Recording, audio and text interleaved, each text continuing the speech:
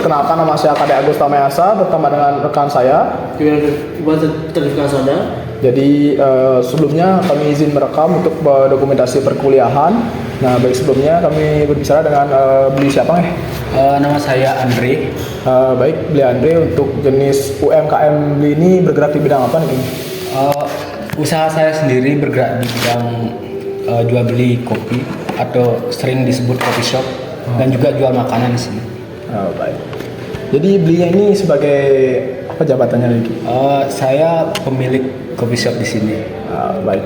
Izin wawancara beli ya. Siap, Jadi siap. untuk pertanyaan pertama nih, Bi. Dalam menjalankan UMKM ini, bagaimana gaya kepemimpinan yang diterapkan itu di sini, Bi? Kepemimpinan ya. Saya sendiri orangnya fleksibel. Kadang saya demokratis, di mana saya mendengarkan keluhan karyawan atau customer saya. Kadang juga saya tegas di sini untuk menyelesaikan masalah yang ada. Nah, kemudian Bi, terkait dengan bagaimana cara Bi itu memotivasi karyawan untuk memberikan pelayanan terbaik kepada pelanggannya seperti itu? Untuk memotivasi, saya tidak sering memotivasi secara verbal gitu ya. Lebih ke kadang di akhir kayak kasih kayak bonus atau mungkin THR lah disebutnya untuk memotivasi karyawan. Kemudian pertanyaan selanjutnya nih, izin ya. Bagaimana yaitu struktur organisasi yang diterapkan dalam usaha ini ya? Apakah ada pembagian tugas atau peran tertentu di coffee shop ini seperti itu ya?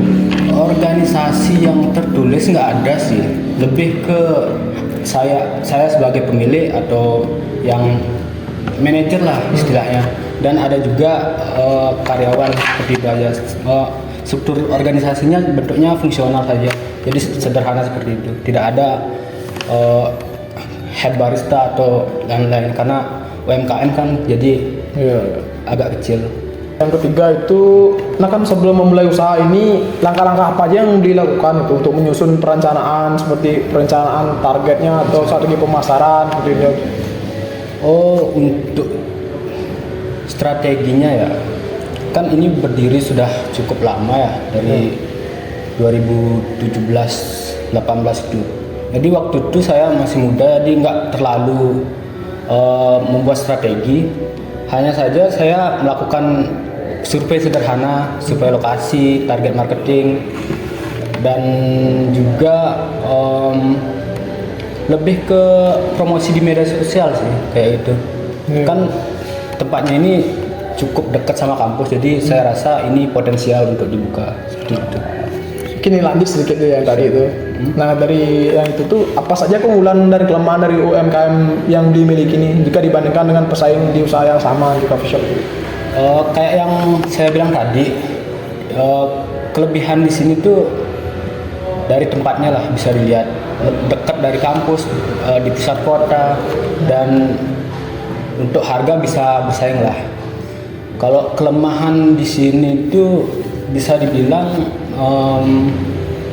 kelemahan lebih ke pelayanannya sih. Menurut saya masih perlu diimprove karena kalau situasi ramai misalnya di malam minggu atau di hari-hari yang emang ramai itu kami kadang kewalahan di sana, kelemahan kami karena mesinnya juga mesin yang tidak terlalu komersial, gimana ya bilangnya, tidak terlalu bagus lah untuk coffee shop yang harusnya yang besar gitu. Baik, lanjut beli. Bagaimana cara belinya ini menghadapi tantangan dari ancaman atau tantangan dari lingkungan eksternal tuh, seperti adanya kompetitor atau perubahan dari pasar itu? Gimana, boleh diulang nggak? Bagaimana cara belinya itu menghadapi ancaman atau tantangan dari lingkungan eksternal seperti adanya kompetitor atau perubahan pasar di lingkungan coffee shop itu? Ancaman ya? Ya. Saya sendiri nggak ada strategi seperti itu, lebih ke improve di lingkungan saya sendiri, gimana caranya biar bisa bersaing, biar bisa nggak kalah lah dari kompetitor. Jadi intinya perbaiki diri saya seperti itu, nggak ada strategi yang paten. Itu aja. Mungkin saya izin menambahkan pertanyaan ya. Jadi bagaimana beli ini mengidentifikasi dan menyelesaikan masalah yang muncul dalam operasional coffee shop ini, Bu? Mengatasi masalah intinya, berarti misalnya apa nih masalahnya? Misalnya masalah komplain customer Iya, atau untuk itu saya sering turun langsung sih, lebih ke nanya apa yang kurang dari menu atau pelayanan kami.